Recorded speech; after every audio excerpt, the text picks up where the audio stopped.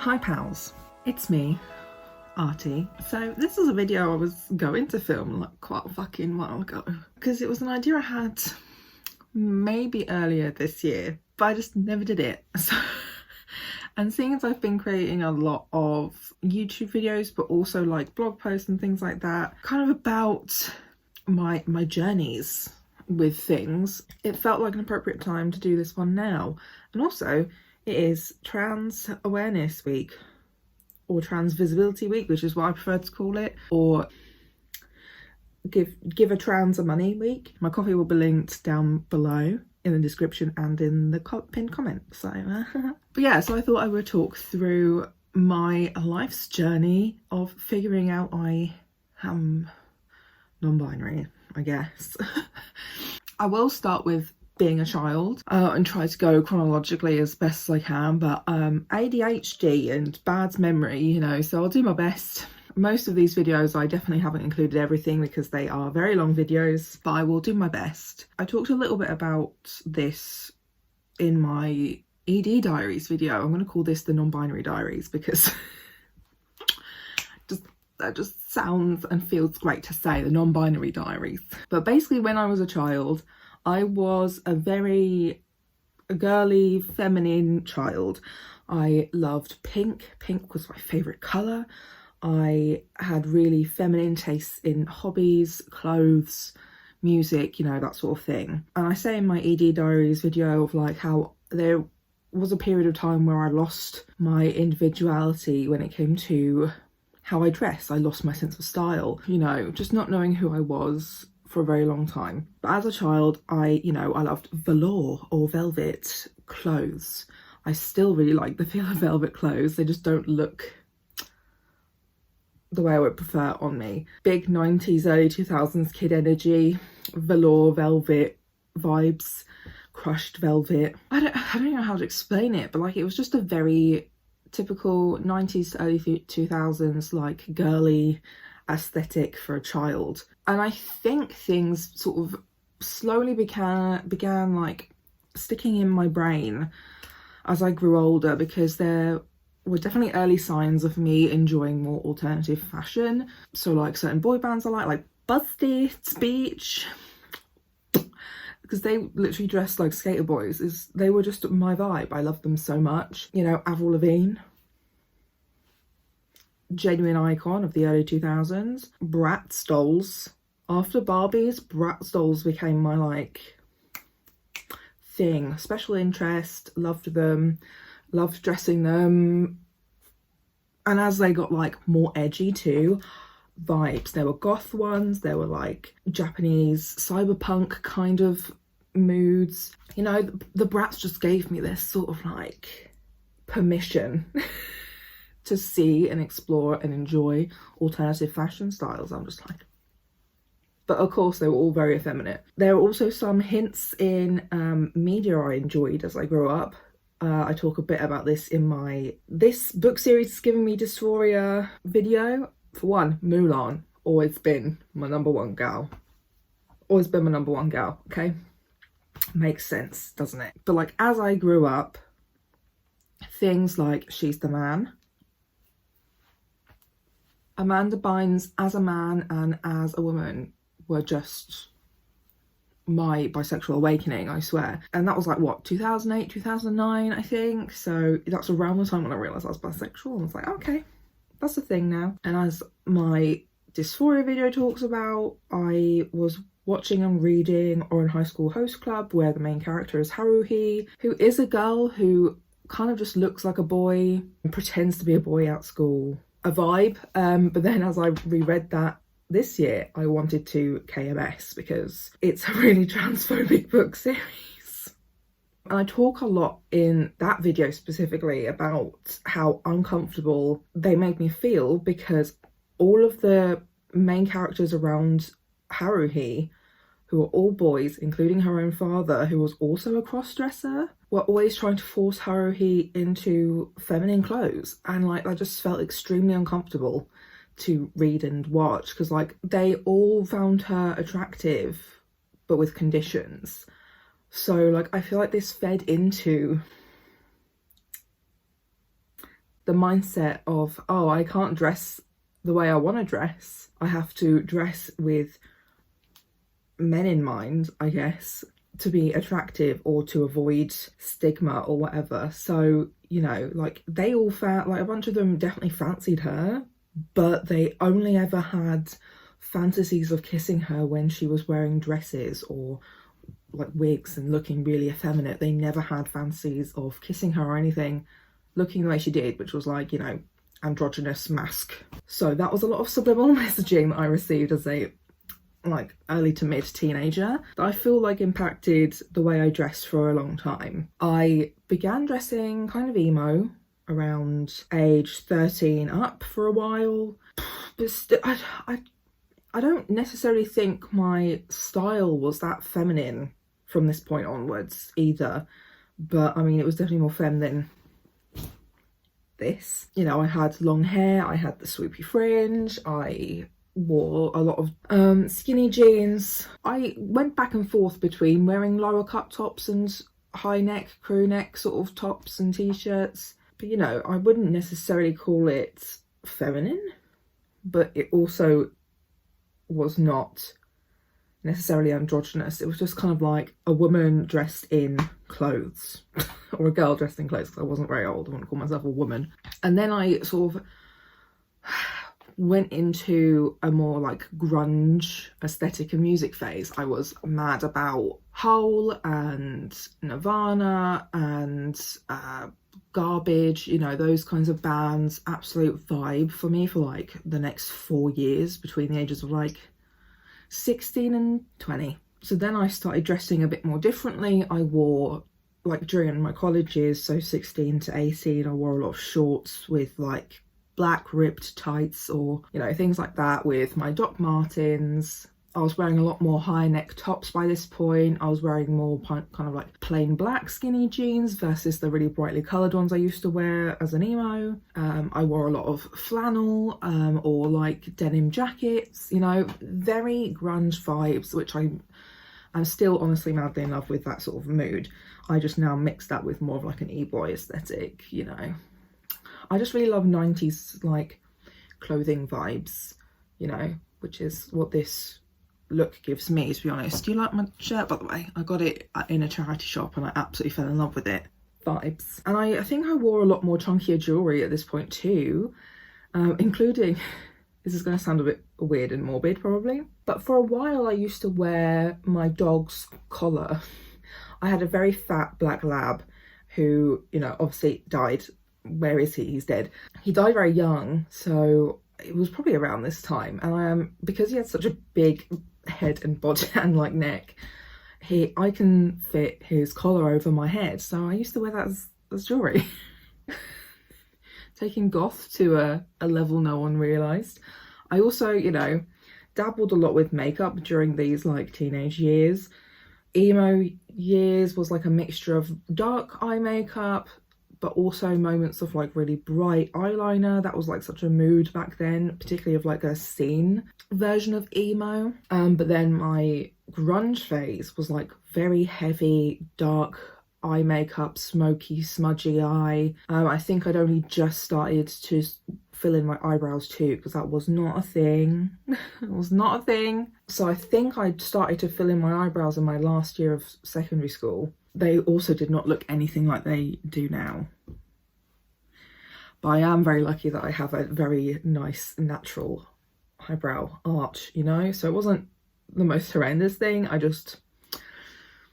styles and fashion evolves, you know. I've dabbled in lipstick on and off. For the most part, it's a no.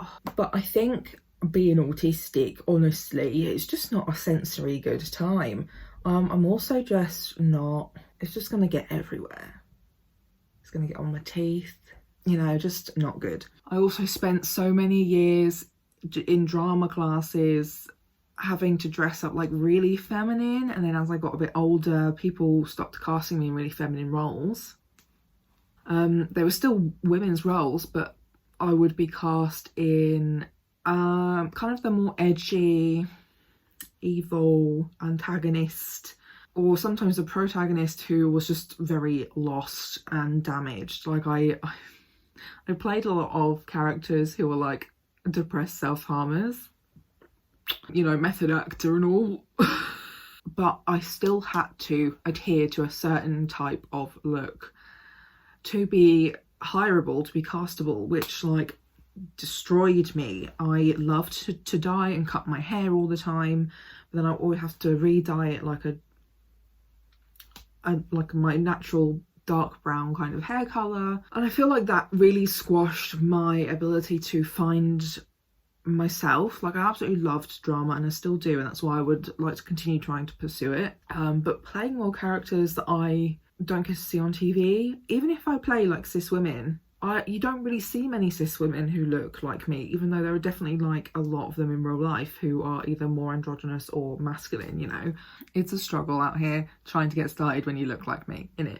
So I feel like a lot of those initial exploration years I didn't get to have because of like isolation, but also because of this hobby slash career path I was trying to go down of performing arts, acting, you know. I want to quickly throw this in before I forget. I had this moment during college where I was singing a musical theatre song that was, the character was a man. So I was trying to sing it in his octave, which is actually more comfortable for me anyway, but my singing teacher had told me that I should sing it higher up because I was a girl. And one, fucking hated it. Two, made the song sound completely different and weird. What was that a thing that was said to me? So then I performed it in front of somebody else, a different teacher, and she was like, why are you singing it like that? Praise this woman. This one was a fucking icon for saying this, because she was like, why are you singing it like that? You're not an airy fairy performer. Like, I don't feel like that you singing in that octave suits you. She asked me why I was doing it. I was like, I don't know. The other singing teacher told me to. And she was like, no, can you sing it in the normal octave that it's sung in? I'm like, yeah, sure. And she was like, that was much better. I was like, thank you, I felt much better. So, you know, there were definitely lots of other things too, that just even the fact that I've been told to sing things or do things more effeminately that made me feel excruciatingly uncomfortable, hated it. But during this sort of grunge phase, I think I started to kind of inhabit more masculine body language, I guess. Mannerisms, that was it, that's the right one. So people were starting to refer to me as butch, referring to me as dyke, you know, these sorts of things. It was becoming a little more obvious that I was queer. You know, I was a very happy out like bisexual person, or pansexual. I sort of swapped between those two labels for a while. But at this point as well, I'd only dated dudes because my area wasn't for the gays, still not exactly great for gays. I'm very rural, south of England, you know, countryside slash small towns are not really where the gays are at. Although I did have a lot of queer friends during college, which is where I feel like I was starting to come more into myself in some ways, but you know, I was very lonely still. My closest friends were straight, but not super strictly straight. They've kind of said to me that, you know, they identify as straight, but anything could happen. Who knows? Anything could happen, you know. But my other friends who are queer, that, yeah, some of them I was really close to, but I never went to any of like the gay clubs. I never went out clubbing with any of them. They never invited me. And because of like where I live, I'm really, really rural, but I was able to drive by like a few months before my 18th birthday. You know, I could drive to a friend's house and walk to like the station to go into the city and then come back. I would just need to stay at their house if I was going to be drinking, you know. And also, as I've mentioned on here, and as I've talked about in an article that will be coming out at some point, that there's just like a lot of the times I spent going out clubbing and stuff like that, I realise now were like serious sensory nightmares. So I couldn't really deal with doing those things without getting absolutely fucking trashed.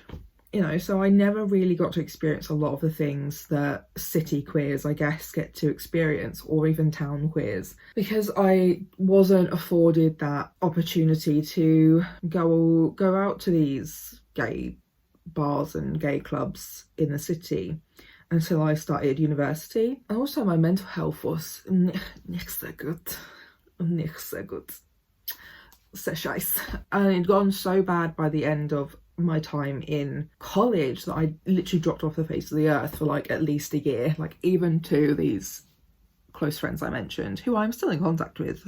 And I think that dropping off the face of the earth was really important. I had a boyfriend at the time that I mentioned it in some of my other videos. I put on a lot of weight because I was trying to go through eating disorder recovery.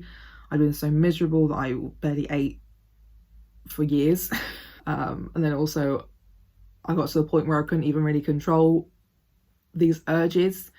And I now know that's because of ADHD. I was severely lacking in dopamine. And one of the easiest ways to get dopamine is to eat high sugar foods. So when I sort of put myself into kind of an all-in state of like, okay, don't fucking matter what you eat, just eat, because you've got to start somewhere. Yeah, I went a bit mental. So I put on a lot of weight really quickly and went through a really awful dark patch with this shitty boyfriend too. I then also swung the complete opposite direction style-wise. I was dressing like extremely feminine because part of it was the easiest things you could buy in the shops, which is something that I see a lot of people talk about, especially in non-binary and trans spaces, or even like queer, like butch women, that it has been really difficult to access more masculine clothes in like a plus size range. Even if I was aware that I wanted to dress more masculinely, I don't think I would have even had any options. And it was a lot easier to throw on like a t-shirt dress kind of thing, or, you know, any kind of stretchy dress from like a Sano's or Tesco with some leggings, and it be work appropriate, because at this point I was working a really shitty job. Although I do and did really enjoy and appreciate vintage styles and clothing, like, I mean, I still do, and I did like a lot of the pieces I had, and I was trying to just like ignore my body. So I was covering it up as much as possible, but like I tried to enjoy the clothes that I was wearing, but it just kind of got to the point where I couldn't do that at all. There's also something I want to quickly sort of talk about in regards to when I did put on a lot of weight and was my biggest before I knew I was non-binary. You know, this is not a thing that it's just been me that has experienced this. I know a few other people who have done. I've heard it a lot online too, but like when you are fat, or when you gain weight or are fatter, blah blah blah, plus size, not only are the clothes generally most often provided extremely effeminate, but also like because of society, it feels like you have to perform feminism. You have to perform femininity to try and evade some of the vicious fat phobia that is out there. Obviously it doesn't really work, you're still fat, you know. It's kind of like what I talked about in my ED video of like, I went from trying to hide myself with very bland, boring clothes to doing the complete opposite and being like, hey, if I dress really emo, people will pick on me for that rather than because I'm fat. Also didn't entirely work, but it mostly worked. So I feel like it's one of those kind of scenarios of like, you're trying to blend in and kind of disappear in a lot of ways so you don't get attacked for your weight and size. So I feel like that too, because of this subliminal messaging that society gives you, there aren't many choices to protect yourself in those kinds of situations. So yeah, I left this job, this boyfriend ditched me, dog died, went into quite a depressive state and lost a bunch of weight again. And someone in my life had mentioned how they thought that they were like gender fluid, which was like, you know, I didn't know what that was, but I was sort of like, okay, fair, I'll do some research. As I fell out of contact with that person, I did more research because there was just something like eating at my brain. I was just like, there is something going on here. I need to look at this more. And this was the Tumblr era. So that's where I was getting basically all of my education on this, really. This was also before I really learned how to do decent Google research myself. So I'd made some friends online who were, you know, under the non-binary umbrella, maybe a few binary trans friends too. Reading a lot of blogs, speaking to people. That's basically how I learn everything, is I speak to people about their own personal experiences and how they would describe what they deal with. That's how I figured out the autism and the ADHD. And that's how I figured out a lot of other things like chronic health conditions, mental illness, the BPD. So this was where I kind of was like, oh, okay, the pieces are slowly starting to fit together. And I was just, I don't know, my brain just exploded. It took me a while to really associate myself with a label and like an aesthetic that made me feel comfortable and good. The next few years are and were like a lot of experimenting with those things. I kind of went with the label gender fluid to begin with because of, like I mentioned in my ED video, I had these two very conflicting wants of what I wanted to look like physically, which went from like really boyish to extremely effeminate. So I thought that that's what I wanted.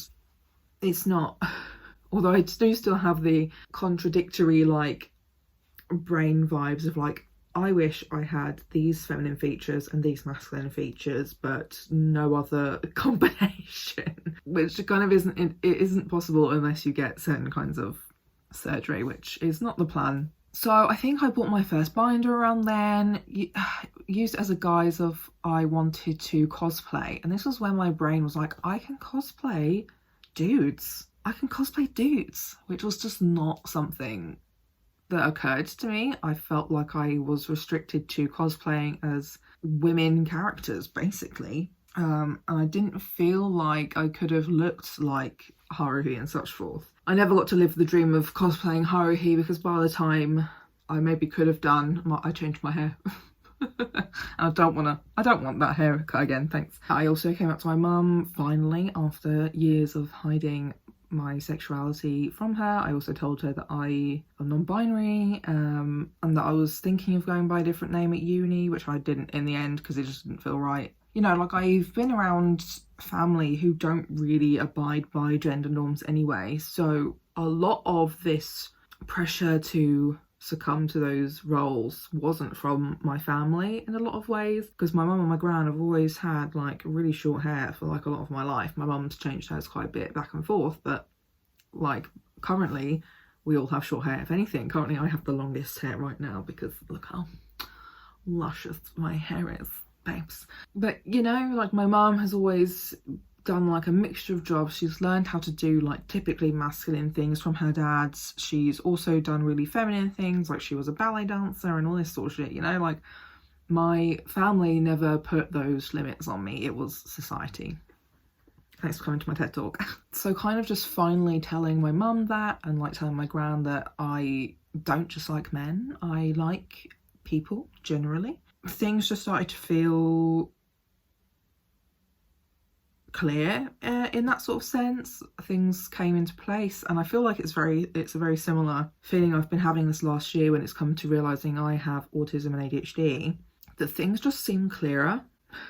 Certain ways people spoke about me and to me just didn't feel right, and then having this break between college and university of about 2 years, I finally had a chance to kind of analyse that. So yeah, I cut my hair off, I started using they them pronouns with more people. You know, I said to my mum that I would appreciate more neutral language used for me, but I don't really mind her calling me, you know, some things that are more gendered. It's more complex than just that, innit? Starting uni was kind of where things were almost like a rebirth for me as like a trans queer person. This was when I finally got to make like a variety of queer friends, not just lesbians and bis in it, or gays and bis. Lesbians and bis, as if I've only been friends with lesbians. No, I made loads of gay dude friends too. But you know, I had a broader collection of friends. At this point in time, I was still kind of swinging between femme and masc looks until I kind of finally realised I don't really like the dressing effeminate. I don't feel feminine, it just doesn't feel right in my soul and my heart. I went with the kind of what I kind of call the rite of passage of non-binary people, of like swinging in like an extreme direction of dressing either more masc or more femme. So like I had a non-binary friend who in uni who began dressing quite a bit more femininely, and I was dressing quite a bit more masculinely. Like, I feel like that's a rite of passage for someone who hasn't really had the thought or ability or chance to explore that area of clothing and style. So yeah, I really just encompassed this little like butch non-binary queer who looked like a teenage boy. But you know, it was a mood vibe. I feel like it was quite a basic look. You know, I was still trying to figure out what I liked, what I didn't like, what made me feel good. Also, what my disabled body could even deal with, because like I did buy another binder that was like a proper one, but it makes my ribs slip out of place, so I can't really wear that. But you know, that was a part of my exploration as well of my aesthetic and style, and what makes me feel good and euphoric. And this is why I do try to help people who also have the problem if they can't wear binders or certain bras and stuff, because some bras give me migraines as well, even though that they are more the aesthetic I prefer to wear, / they are kind of compressive. They gave me migraines. I couldn't wear them with the rib slips and stuff too. There are lots of people who can't wear compressive chest wear for a lot of reasons, whether it's health related or not. I like to let people know that it's not the be all and end all. You know, I've come to a place where I don't really mind or care about titties. If anything, a lot of it is like, I just don't like how, as I said in my ED video, I don't like how people sexualize you when you have titties. So fuck off. And like, I do miss the aesthetic of wearing a binder, but not enough to fucking make my ribs slip out. Because I was in fucking agony. This was also like early into understanding I was disabled too. And with the intersections of all these different identities that all affect each other, it was just a really big learning experience of like trying to work out what was worth doing, what wasn't. So as well, like I was trying to find clothes that were comfortable but also made me feel good, because I just could not stand discomfort or certain textures, you know, the autism in it. You know, I spent a good few years buying mainly like new clothes from fast fashion, because that was just the only thing that I felt capable of shopping at the time. I'd still be picking up femme clothes too, because I do have like an aesthetic attraction to feminine outfits, clothes, whatever. I just absolutely abhor them on my body. I just hate what they look like on me. I just look so gross. I hate it so much. My body's build is just not flattered by feminine clothes either, in my mind anyway. I do not give a fuck what other people think. I don't like wearing them.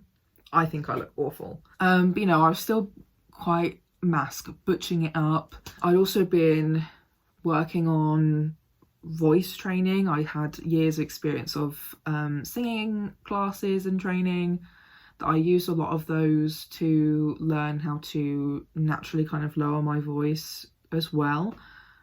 If you go back to some of my like old videos of like Who Am I's, I did one where I recorded my voice, and I do fit into that sort of androgynous voice range now, and I was like, oh my god, I did not expect that, babes. Did not see that coming. And I think a lot of that voice training too was reflection again on society, patriarchy. The more I learn about society, the way it works, the more I understand how it sort of made a really big imprint on me as a person, how I display myself. Same with being like an autistic ADHD who was masking. The voice was a really big part of masking, and I still use it to this day. Of like, my pitch will go up in certain conversations, you know, but I do feel more comfortable talking at this pitch, this level, with friends and people like me in appropriate and safe spaces, and that in itself just made me feel better. The more I learn how to unlearn these things, the freer I feel. Like, I feel like non-binary started off as a way of being like, hey, you don't have to follow any rules, which I know is like also the case for any gender. You don't have to follow any rules, but like, something about non-binary for me just gave me that kind of overall permission. I never really felt any connection to the word or words of like woman, femme, female, all these sorts of things. They didn't really mean anything to me, and I wasn't attached to any of them or any of what that may mean, whether it's stereotypical or not. And I started to understand actually, rather than experiencing any gender, I just don't. Gender today? No thanks. Oh no. I'm actually gender free, thanks. You know, like vegan, but with gender. I don't consume gender. And I think being like a queer pan bi person of like, gender doesn't really make any impact on my attraction to someone too. It just felt right that I also just don't have one. It ain't me. You know, so also finding more specific terms that actually were accurate, but also using vague and more fluid things that kind of gave other people a general idea of what's going on here, but like, you know, I only need to speak about the specifics with friends or partners, because it ain't your business, babes. It ain't your fucking business. Generally, publicly, I say that I am non-binary bi/queer. And I don't really go into it unless it's for writing, videos, talks, or when I'm talking with friends. And it's the same as well with like, I've begun to realise and understand where I am on this asexual spectrum too, which just makes so much sense. And it's just, again, takes such a long time to really understand because of all the stereotypes that are around things like autism, ADHD, non-binary, transgender, asexuality, bisexuality, and generally the queers in it, you know. So there's a lot of things that you have to unpack. There are a lot of like radical people you need to speak to and hear from to be able to reclaim or claim the identity that fits you best. And also as well, like in my last year of uni, I became really good friends with two quite femme women, and that's where I get a lot of these like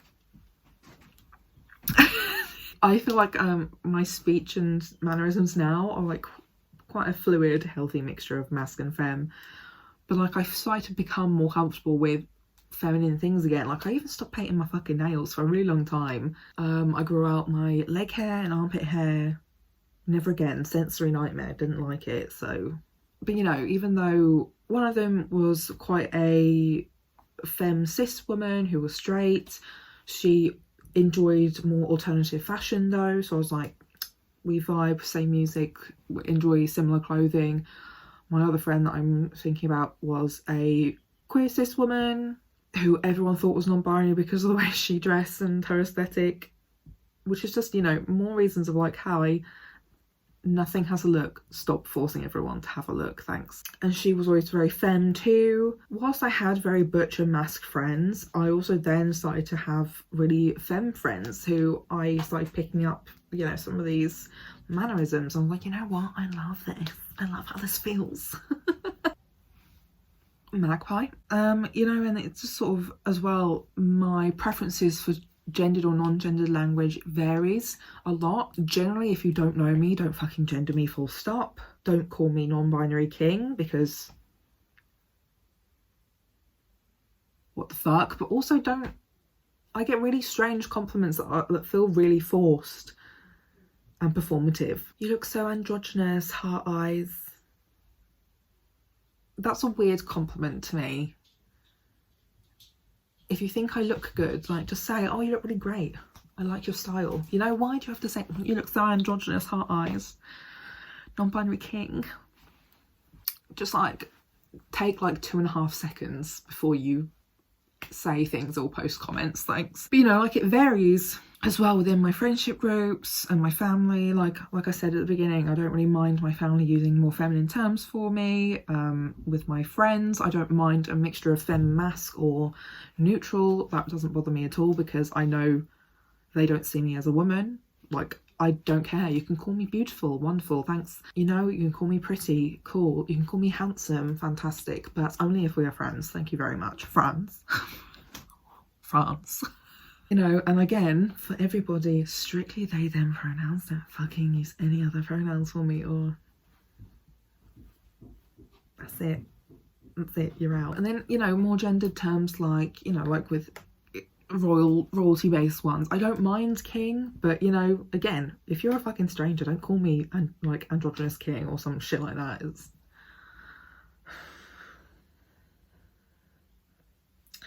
no brain cells kind of moment. But with my friends, I don't mind being called king. Queen is a definite preference of no. Same with princess. Don't mind being called prince. That's actually something that's on my Instagram, I'm pretty sure. Sleepy gay prince. Neutral ones, totally fine. When it comes to more like familial names, I don't like being called someone's daughter unless it's from my own family. So you know, I prefer to be called someone's child. I just see it as a neutral version of daughter or son. I fucking hate nibblings or pibblings or any of this shit. Get away from me. Don't call me NB. Being a multiply disabled person where a lot of my disabilities are infantilized, really hate cutesy gender neutral versions of words. Like, if you use them, cool, fine for you. I just absolutely abhor them. So, you know, with like a friend of mine who has 2 kids, they refer to me as auntie. I'm fine with that. I don't want to be called uncle, would rather fucking die. Again, like I said, I don't want to be called someone's pibbling or nibbling, what the fuck ever these things are. I had to quickly put this in because I just remembered the word for it. Uncty. No uncty here. No uncty here. Generally, if you're not sure, you may ask me. I don't like being called boyfriend or girlfriend. Haven't been anybody's anything for a while, so at the moment I don't really know what words I would like to use. I think date mate is funny. So if I'm casually dating someone, date mate is fine. We like pals, we like friends here. But this is like the same for any person generally.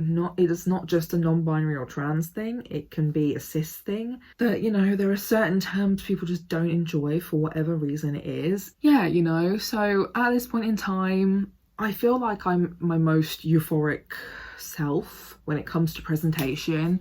You know, growing my hair out in the pandemic was literally peak euphoria. Coming out the other end looking like this. Hello, what the fuck? You know, I've worn suits and felt really amazing, and I felt like I looked really good, and I've never felt anywhere near that good in formal wear of like dresses, and I've done that a few times, like for prom. Blech! Disgusting. Never again. You know, and I like a bit of jewellery because it's great for stimming with the ADHD. It's something to do, you know. I like my glasses. I'm getting so short-sighted that it's becoming a problem, that it's quite a fast downfall. I'm really debating saving for like laser eye surgery to try and make it not so bad and less expensive in the long run, because I've had enough. I've spent like £300 a go for the test and 2 lots of lenses for 1 pair of glasses and 1 pair of sunglasses like every year. I've had enough. Anyway, off the topic, but yeah, I really like wearing glasses. I like my chains. I like oversized clothes because body dysmorphia, but also non-binaryism. And you know, even though my clothes still kind of lean towards mask, I feel like I am relatively fluid / neutral in my presentation and in how I talk to people and what kind of inflections I use. You know, that I just feel a lot more comfortable in this period of time that I'm in of being a non-binary adult. You know, I feel comfortable in this space I'm in. The problem I'm now having is like, oh, people do not want to date me. You know, their problem. But like that mixed with my other marginalized identities does make it kind of difficult to just be like, oh, well, that's their problem, because, you know, with the layering of marginalizations, the more difficult it gets for this and other things too. When it comes to myself, I'm proud of who I am. I love who I am. I love the way I dress. I love the way I speak and write. And, you know, I have come to a place where the me that I am now is the me that I am happiest being. Weight and size are less of an issue in my mind now. I do my best to buy clothes that actually fit me, which really helps too. And I just feel relatively free and safe to do this. That's the other thing, is that it's not always safe to dress or look the way that feels best and most euphoric to yourself, which I can understand and relate to. I don't dress quite so gay when I'm in hospital or doctor's offices. You know, there are still spaces that I don't gay it up, I guess, in my appearance for safety. But also with my hair and stuff, it's not like I can entirely change everything I look like. Also, tattoos are just a mood. I only have like a few. There's 2 there, 1 there, and I've got 2 on my ankles. I'd like to get more, but it is just sort of like money and pandemic problems. But yeah, you know, I feel like I've come to like a really good space now.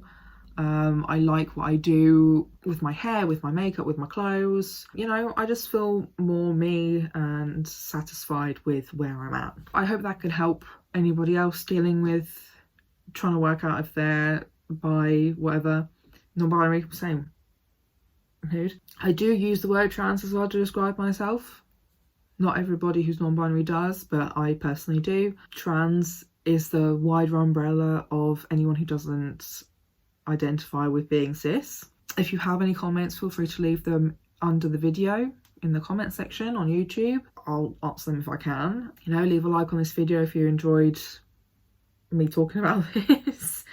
Subscribe to my channel if you want to see more of me talking about queer, trans things. I also talk disability, chronic illness, mental illness, and neurodivergence. And I sometimes talk about books, less so now. That's more for my blog.